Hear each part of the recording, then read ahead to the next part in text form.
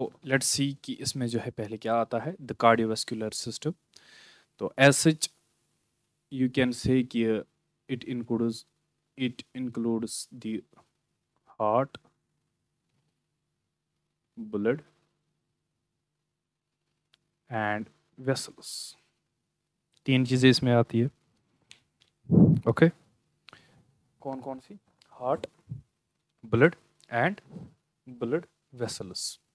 So first we are going to pick the blood as our today's topic. इसके बाद जो है हम हार्ट लेंगे, ठीक है ना, आने वाले लेक्चर्स में। एंड देन आफ्टर जो है finally we are going to study the vessels. So with this we will complete this chapter, that is cardiovascular system.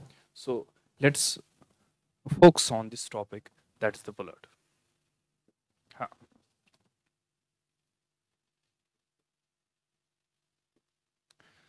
so simply है क्या ब्लड, इसकी डेफिनेशन क्या है, तो कैसे हम इसे डिफाइन करते हैं। तो ये जो ब्लड है we simply called it as liquid connective tissue. क्या नाम देते हैं? Liquid connective tissue. देखो हमारी बॉडी में जो है टिश्यू से, ठीक है ना, हमारी बॉडी जो है वो ऑर्गन्स की बनी है एंड ऑर्गन्स जो है वो टिश्यूज के बने हैं। तो for example we have one of the tissue which forms the brain, the nerve system.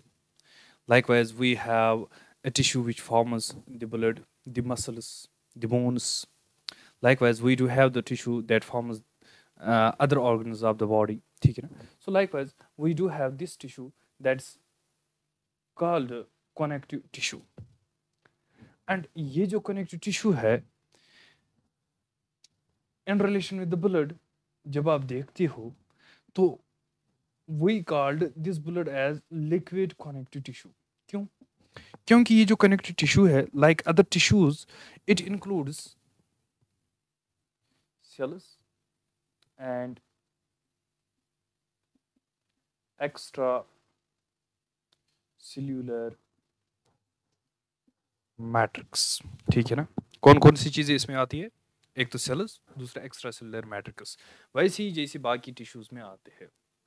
But here the extra cellular matrix, अगर आप देखोगे इसकी कॉन्सेंट्रेशन, ठीक है ना, और ये जब इन सेल्स को सराउंड करता है इस तरीके से कि पूरा टिश्यू जो है ये लिक्विड बिहेव करता है, क्योंकि इस एक्स्ट्रा सेलुलर मैट्रिक्स में जो पानी की कॉन्सेंट्रेशन है या बाकी लिक्विड्स की कॉन्सेंट्रेशन है, यू कैन जज इट कि because of this the whole tissue behaves as liquid. Okay, and this extracellular matrix here in case of blood it's called as plasma. यहाँ तक बात क्लियर? सिंपल टर्मिनोलॉजी है, simple definition है कि हमने blood को जो है बस डिफाइन करने की कोशिश की। हाँ, अब ये जो सेल्स है या एक्स्ट्रा सेलुलर मैट्रिक्स है, इनको जो है हम आगे जाके वन बाय वन पढ़ेंगे। बट बिफोर दैट इस ब्लड को जो है हम और थोड़ा जो है एनालाइज करने की कोशिश करते हैं एंड लेट्स सी कि ये जो ब्लड है इट फॉर्म्स 8% ऑफ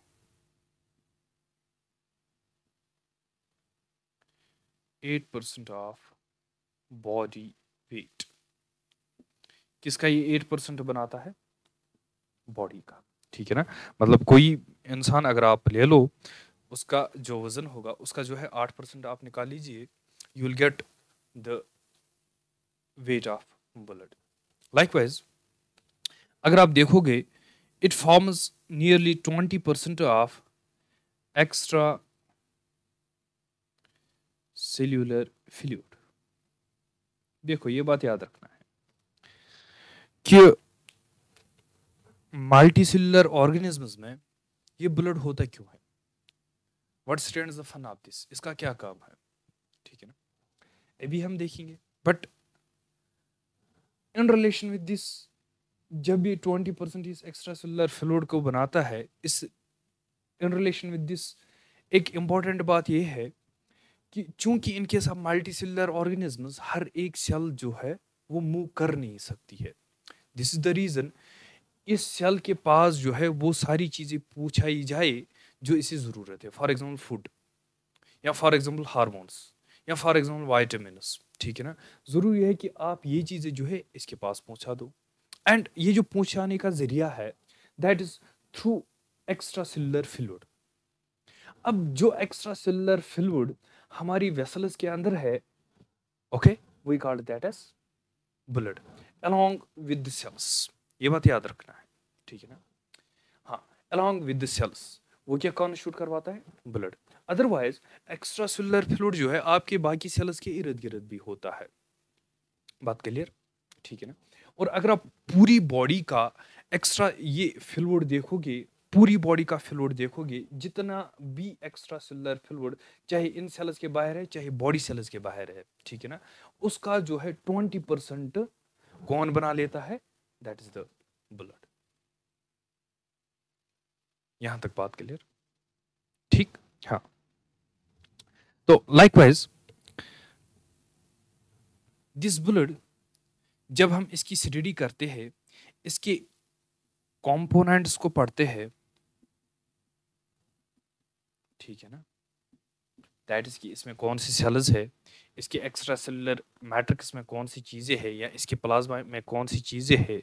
लाइकवाइज इसकी फॉर्मेशन पढ़ते हैं, किसकी फॉर्मेशन, ब्लड की formation along with the diseases, ठीक है ना, या जो भी डिजीज है एसोसिएटेड विद दिस ब्लड, इसके रिलेटेड, ठीक है ना। जब हम ये तीन चीजें पढ़ते हैं we called this study as haematology.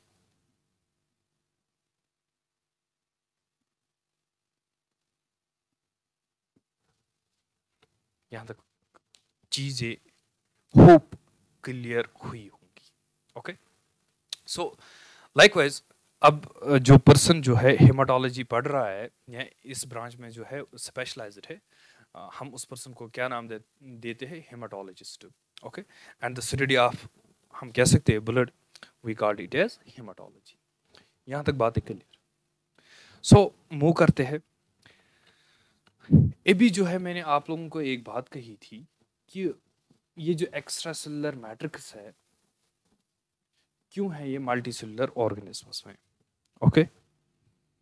तो मैंने आप लोगों को कहा था कि in case of multi cellular organisms,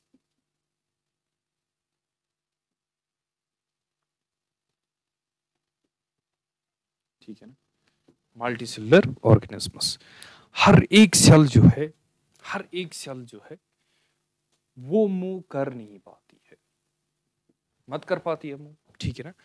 अब क्या है कि इस सेल को जो है जो न्यूट्रिएंट्स चाहिए, ठीक है ना, जो केमिकल मैसेंजर्स इसके लिए चाहिए,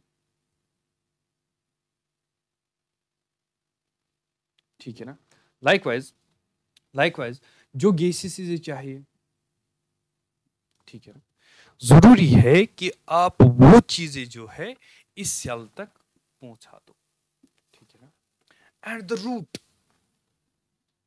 ठीक है ना, वो रूट जिसके जरिए आप ये चीजें इन सेल्स के पास पहुंचाओगे, ठीक है ना, वो रूट कौन सा है, that is the fluid which surrounds these cells,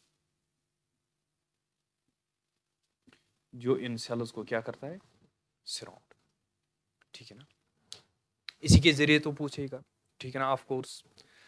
and अब जो ये फ्लूइड आपकी वेसल्स में है, जिसकी एक पर्टिकुलर कंपोजिशन है, ठीक है ना, जिसके अंदर जो है सेल्स पाते हैं, हम लोग जो है सेल्स पाते हैं, पर्टिकुलर टाइप ऑफ सेल्स जो है वो हमें मिलते हैं वहां पे, we called this fluid as blood. यहां तक बात क्लियर। हाँ, अब देखो, अब चूंकि चूंकि इसका मतलब कि ये जो ब्लड है, अब चूंकि इसका ये काम है, तो जरूरी है कि इसका अपना एक पर्टिकुलर कंपोजिशन होना चाहिए। एंड जरूरी है कि ये जो ब्लड है, जब यहां से चीजें निकलेगी और वो एक्स्ट्रा सेलुलर फ्लूइड, या हम कहेंगे इंटरस्टिशियल फ्लूइड में चले जाए, ठीक है ना, तो ज़रूरी है कि इसकी कंपोजिशन एंड इंटरस्टिशियल फ्लूइड की जो कंपोजिशन है वो मेंटेन रहनी चाहिए। फॉर एग्जाम्पल मैं आपको इस तरीके से समझा दूंगा। For example we have here a group of cells, okay, we have here a group of cells, ठीक है ना। And this group of cells जो है it is surrounded by interstitial fluid. It is surrounded by interstitial fluid. Terms clear होनी चाहिए and words पे जो है ध्यान रखो, ठीक है ना। लाइकवाइज इसी ग्रुप ऑफ सेल्स के इर्द गिर्द जो है आप मान लीजिए कि we do have the blood vessels. तो थोड़ा बहुत करके जो है मैं बना लूंगा। यहाँ तक बात क्लियर? यस। हाँ, तो इन वेसल्स में क्या बह रहा है? ब्लड। नॉर्मल सी बात है। कहाँ से आ रहा है? हार्ट से आ रहा है, ठीक है ना। हार्ट से आने का मतलब ये है कि हार्ट पंप कर रहा है, ठीक है ना। अदरवाइज ब्लड कहाँ पे बनता है वो हम आगे जाके पढ़ेंगे हेमोपोएसिस में। तो लाइकवाइज हाँ, अब ये कॉमन सी बात है कि इस ब्लड में जो है we do have here glucose, we do have here fatty acids, we do have here vitamins, we do have here amino acids and so on and so forth. We do have here gases as well, for example carbon dioxide, oxygen, or we do have here nitrogen. ये oxygen, carbon dioxide and nitrogen, okay. And ये interstitial fluid भी है, ठीक है ना। इसका भी अपना कंपोजिशन होगा, इसमें भी कुछ कुछ जो है मटेरियल्स होंगे। कौन से मटेरियल्स होंगे आप ये भी जज कर पाओगे। रिमेंबर, चूंकि मैंने आपको कहा कि मल्टीसेलुलर ऑर्गेनिजम्स में है कि कोई ये जो सेल्स है ये फिक्स्ड है अपनी पोजीशन पे, ये मूव कर नहीं पाएंगे। दिस द रीज़न कि आपको चाहिए, आपके ब्लड को चाहिए कि वो ये सारी चीज़ें जो है from different parts of your body collect करके जो है इन सेल्स तक पहुंचा दे, या इन सेल्स से जो वेस्ट मटेरियल निकलता है उसको जो है उन वहां तक पहुंचाइए कि जहां से वो वेस्ट प्रोडक्ट जो है आप उसे अपने जिस्म से बाहर निकालोगे, ठीक है ना। तो कहने का गरज क्या है यहाँ पे कि ये जो इंटरस्टिशियल फ्लूइड है इन सेल्स के इर्द गिर्द, ठीक, अब इसमें जो है ये चीजें आनी चाहिए, ठीक है ना। ये तभी पॉसिबल है कि जब ये चीजें यहाँ से डिफ्यूज होके इस इंटरस्टिशियल फ्लूइड में चली जाएंगे एंड देन आफ्टर इस इंटरस्टिशियल फ्लूइड से ये चीजें सेल के अंदर चली जाएगी। लाइकवाइज ये जो सेल्स जो है जो वेस्ट जनरेट करते हैं, ये वेस्ट जो है सेल से बाहर चला जाएगा and finally it will enter into the blood vessel. यहाँ तक चीज़ें जो है वो क्लियर होनी चाहिए आपको, सो दैट कि हमें पहले ये पता चले कि ब्लड होता क्यों है, ठीक है ना। पहले जो है किसी चीज़ का ज़रूरी है कि हमें पता चले कि ये है क्यों। Then after we are going to study its structure, its formation, yeah, its embryo, yeah, right from the embryo, embryonic stage से जो है हम बाद में इस चीज़ को जो है वो जान सकते हैं कि कैसे ये बना, कैसे ये वजूद में आया एंड आगे जाके जो है इसका बिहेवियर क्या रहा, ठीक है ना। वो सब जो है बाद में हम जान सकते हैं। But first you must remember कि ये ब्लड है क्यों हमारी बॉडी में। यहाँ तक बात क्लियर। तो लाइकवाइज अब देखो ये जो इंटरस्टिशियल फ्लूइड है इसका मतलब इसमें जो चीज़ें पाई जाती है वो चीज़ें अल्टीमेटली कहाँ से आती है? दो सोर्सेज से। एक तो इस ब्लड वेसल्स से, क्योंकि इसी ब्लड वेसल से ये ग्लूकोज, फैटी एसिड्स, विटामिन या गैसेस वगैरह जो है वो डिफ्यूज हो जाते हैं, ठीक है ना, एंड वो एंटर हो जाते हैं इस इंटरस्टिशियल फ्लूइड में। लाइकवाइज इस इंटरस्टिशियल फ्लूइड में जो है अगर आप लोग इसकी जांच करोगे तो आप लोगों को जो है थोड़े बहुत वेस्टेज भी मिलेंगे, ठीक है ना। वो वेस्टेज कहाँ से आते हैं? इन सेल से आते हैं, बिकॉज आफ्टर ऑल जब सेल जो है glucose, fatty acid, vitamin, oxygen वगैरह को जो है इस्तेमाल करेंगे, they will generate the carbon dioxide, they will generate the ammonia, uric acid, creatine and so on and so fourth, जो भी वेस्ट मटेरियल जो है ये जमा कर रहे हैं, या for example sometimes they do form the, अगर ये ग्लैंड होगा then the cells they do form the hormones, वो हार्मोन जो है इन सेल्स से इंटरस्टिशियल फ्लूइड में चला जाएगा एंड देन आफ्टर जो है वो ब्लड वेसल में आ जाएगा। इसका मतलब कि इस इंटरस्टिशियल फ्लूइड का क्या कंपोजिशन होगा, ठीक है ना, वो डिपेंड करता है कि कौन से मटेरियल्स जो है इसके अंदर चले जाते हैं फ्रॉम द ब्लड और फ्रॉम द सेल्स, ये कौन से मटेरियल्स जो है रिसीव करता है, या इन सिंपल टर्म्स या ये किस टाइप ऑफ सेल्स को जो है वो सराउंड कर लेता है। यहाँ तक बात क्लियर, ठीक है ना। एंड टुगेदर दीज फ्लूइड्स जो है हम इनको नाम देते हैं एक्स्ट्रा सेलुलर फ्लूइड, ठीक है ना। उसी एक्स्ट्रा सेलुलर फ्लूइड का जो है 20% कॉन्स्टिट्यूट करता है कौन सा part, that is the blood. Hope कि यहां तक जो है आप लोगों को चीजें क्लियर हुई होगी। Okay, so let's move ahead and let's first try to study about the functions of blood, ठीक है ना। देन आफ्टर जो है हम इसके फिजिकल कैरेक्टरिस्टिक्स को स्टडी करेंगे। फंक्शंस क्यों पढ़ेंगे पहले, ठीक है ना, हम जान लेंगे कि ये ब्लड जो है असल में है किस चीज़ के लिए। फॉर एग्जाम्पल मैंने आपको इनिशियली कहा कि ब्लड है क्यों हमारी बॉडी में, ठीक है ना। अब हम थोड़ा बहुत जो है इसी रिलेटेड कुछ फंक्शंस जान लेंगे, महज उन फंक्शंस का जो है हम नाम लेंगे एंड आगे जाके है उन फंक्शंस को हम डीपली स्टडी करेंगे। सो दैट्स व्हाट कॉन्स्टिट्यूट्स, यहाँ तक तो एक चैप्टर लेके मैं कह सकता हूँ शायद हेमाटोलॉजी, ठीक है ना। अदरवाइज जो है haematology it's a great branch of biology, या I can say the great branch of zoology, you can also say that. Okay, so let's move ahead.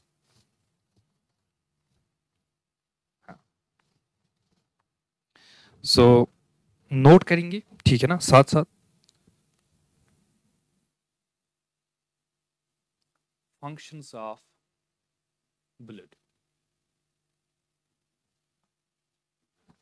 ठीक है ना। तीन फंक्शंस जो है वो मैं यहाँ पे लिस्ट कर लूंगा। उन तीन फंक्शंस के अंदर भी कुछ चीज़ें होंगी वो जो है बाद में हम डिस्कस कर लेंगे।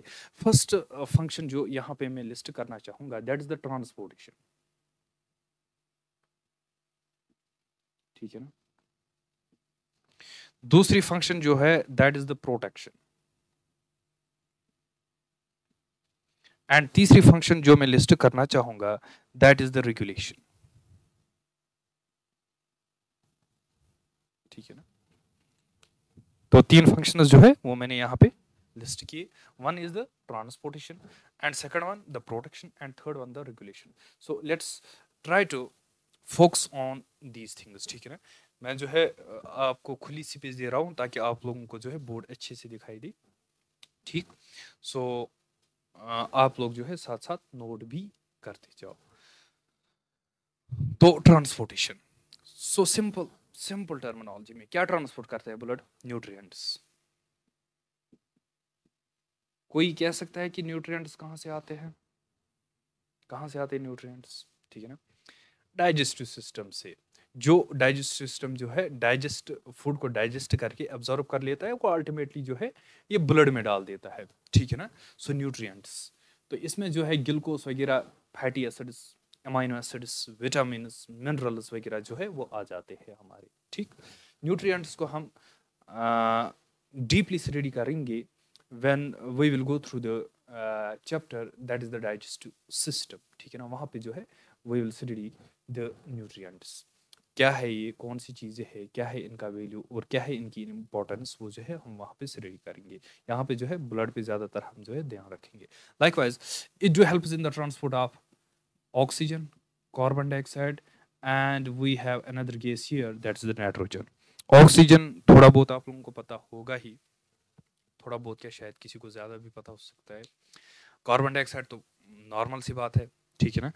एंड नाइट्रोजन की क्या फंक्शंस है उतनी क्लियर है नहीं, बट मे बी आगे जाके हम इसे काउंटर करेंगे। बस इतना याद रखो, न्यूट्रिएंट्स को ये ट्रांसपोर्ट करता है और इन गैस को ट्रांसपोर्ट करता है। और किस चीज़ को ट्रांसपोर्ट करता है, yes of course it do transports the chemical messengers.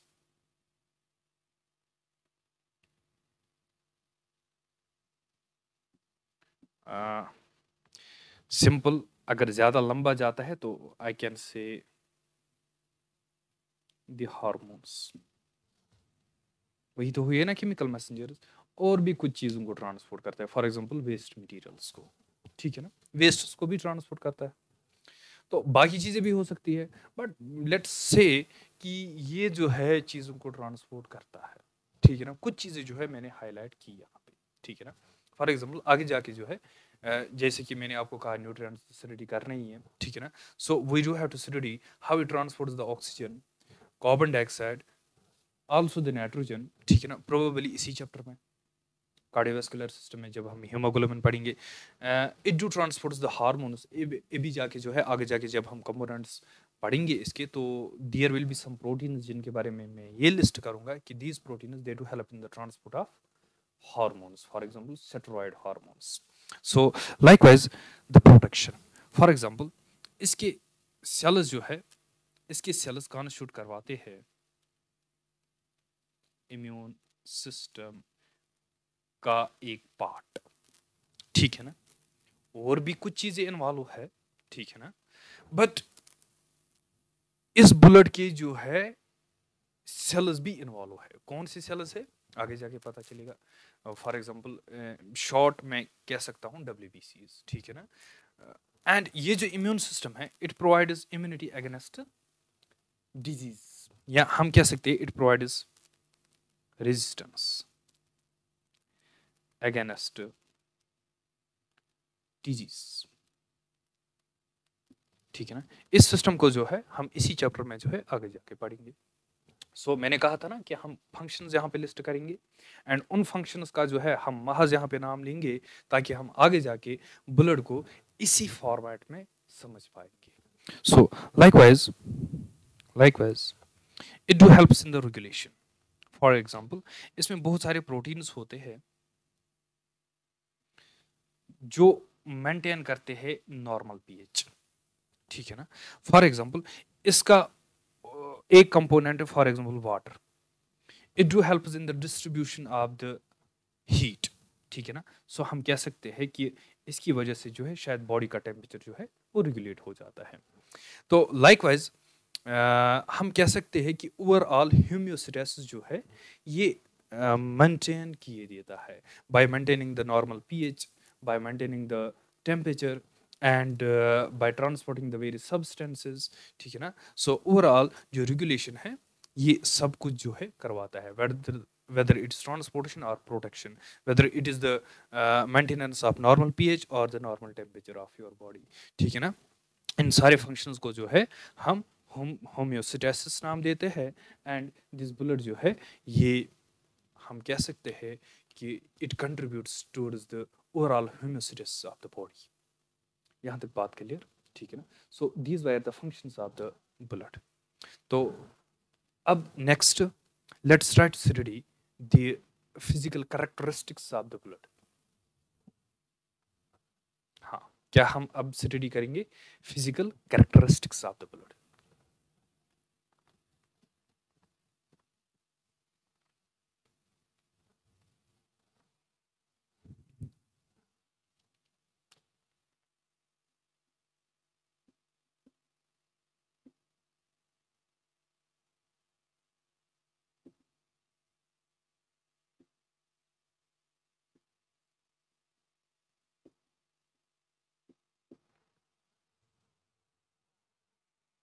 Okay,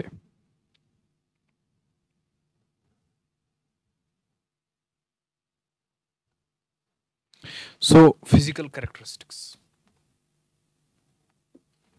आप किसका, बुलेट का, ठीक है ना। तो फिजिकल कैरेक्टरिस्टिक्स में जो है अगर आप देखोगे इस बुलेट की जो डेंसिटी है क्या है, डेंसिटी है, हाँ, लाइकवाइज, हाँ, और इसका जो विस्कस नेचर है, दो चीजें जो है मैंने लिखी, वन इज कि इस बुलेट की जो क्या है डेंसिटी है, एंड दूसरा इस ब्लड की जो विस्कोसिटी है, ठीक है ना, या इसका जो विस्कस नेचर है, ये दोनों जो है ग्रेटर देन वाटर होता है, किसके मुकाबले में? वाटर के मुकाबले में। ठीक, तो डेंसिटी भी ज़्यादा एंड इसकी विस्कोसिटी भी ज़्यादा, ठीक है ना। सो लाइकवाइज अगर आप इस ब्लड का टेम्परेचर देखोगे, ठीक, क्या होता है ब्लड का temperature? That is 38 degree Celsius. Normal body temperature क्या होता है? ठीक है ना, यू कैन टेक इट 36 और 37, okay, but the temperature of the blood it's always 1 degree greater than the oral और द रेक्टम, ठीक है ना, क्योंकि हम जो है थर्मामीटर मुंह में डालते हैं and then after we check the temperature क्या है आपकी बॉडी का, ठीक है ना। लेकिन अगर आप ब्लड का कैलकुलेट करोगे, ये ओरल टेम्परेचर से जो है 1 डिग्री ज़्यादा होता है, that is 38 degree Celsius. So likewise, हाँ, लाइकवाइज मैंने आपको ये भी कहा कि it forms the 8% of your total body weight and it forms the 20% of the किसका? एक्स्ट्रा सेलुलर फ्लूइड जो होता है। तो लाइकवाइज अगर आप देखोगे इन केस ऑफ, कहीं आप लोग जो है कंफ्यूज ना हो जाओ इससे, तो that is the reason. For example अगर आप देखोगे कि इन केस ऑफ मेल्स इस ब्लड का वॉल्यूम कितना होता है, मेल्स में कितना होता है याद रखने की जरूरत है, it is something around 5 to 6 litres. किन में? मेल्स में, पहली बात। And in case of females if you will see, females में, ठीक है ना, फीमेल्स में, फीमेल सिंबल है, मैं सिंबल ही इस्तेमाल करने वाला था लेकिन अब सोचा कि कंफ्यूज ना हो जाओ, दिस द रीजन फीमेल लिखा। फीमेल्स में जो ये ब्लड वॉल्यूम है इट इज 4 to 5 लीटर्स। सो इसका मतलब फीमेल्स में जो है हमसे कम है। And the reason behind it, पहला रीजन जो है कि जो मैं लिस्ट करना चाहूंगा, that is the body size, ठीक है ना। अगर बॉडी साइज ज़्यादा हो तो याद रखना जो है जनरली मेल्स में होता है, तो याद रखना कि उसी के हिसाब से जो है ब्लड वॉल्यूम होता है, but the maximum you have here in case of mails and the maximum you have here in case of females, okay. तो लाइकवाइज बाकी भी कुछ फैक्टर्स है, आगे जाके देख लेंगे। तो लाइकवाइज हाँ, अगर आप इस ब्लड का जो है कलर देखोगे, जब ये ऑक्सीजनेटेड होता है, ठीक है ना, जब इसमें ऑक्सीजन की कॉन्सेंट्रेशन अच्छी खासी होती है, तो याद रखना ब्लड का जो कलर होता है दैट इज ब्राइट रेड। बात क्लियर? एंड एंड जब इसमें ऑक्सीजन की कॉन्सेंट्रेशन कम होती है, क्या होती है? ऑक्सीजन की कॉन्सेंट्रेशन कम होती है। सो वी कैन से कि अगर ये सैचुरेटेड विथ ऑक्सीजन है, ठीक है ना, अगर ये सैचुरेटेड विथ ऑक्सीजन है इसका ब्राइट रेड है। अगर ये अनसैचुरेटेड है, ठीक है ना, अनसैचुरेटेड है मतलब इसमें ऑक्सीजन की कॉन्सेंट्रेशन कम है, so if concentration of oxygen जो है वो कम है, ठीक है ना, या मैं कह सकता हूँ डीऑक्सीजनेटेड है, तो यू कैन से कि इसका जो कलर है that will be dark red, ठीक है ना। तो अब आप लोगों के लिए क्वेश्चन, एक सिंपल सा क्वेश्चन, क्या आप लोग कह सकते हो कि आपकी आर्टरी का जो ब्लड है उसका क्या कलर होगा एंड आपकी वीन का जो ब्लड है उसका क्या कलर हो सकता है, ठीक है ना। तो ट्राई टू फोकस। तो बाकी जो है ये उतनी भी कुछ बड़ी प्रॉपर्टी है नहीं, ठीक है ना, तो यहाँ परेशान होने की ज़रूरत है नहीं, बट कोशिश कर लो चीज़ों को समझने की। तो लाइकवाइज इसी तरह से जो है फॉर एग्जांपल ये जो ब्लड वॉल्यूम मैंने आप लोगों को ये भी कहा कि it's in case of mails it's 5 to 6 litres and in case of females जो है इसका वॉल्यूम कितना है, तो याद रखना कि ये जो ब्लड वॉल्यूम है, ब्लड इस वॉल्यूम को जो है वो रेगुलेट किया जाता है, ठीक, रेगुलेट किया जाता है बाय वेरियस फैक्टर्स, ठीक है ना, आराम से कर सकते हो उसको रेगुलेट। एंड यहाँ पे मैं कह दूं कि आपकी बॉडी में for example we have aldosterone, for example we have antidiuretic hormone और we have atrial natriuretic factor. ठीक है ना, ये 3 हार्मोन्स। ठीक, one is aldosterone, second one is antidiuretic hormone और इसका दूसरा नाम वासोप्रेसिन भी है। And likewise we do have here atrial natriuretic factor. ये 3 हार्मोन्स ऐसे हैं जो ब्लड वॉल्यूम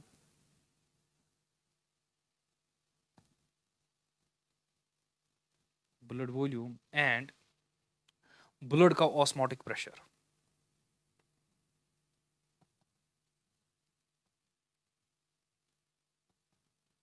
ब्लड का ऑस्मोटिक प्रेशर जो है वो मेंटेन किए देता है। ठीक है ना। सो हमने जो है यहाँ पे फिजिकल, हाँ, फिजिकल कैरेक्टरिस्टिक्स,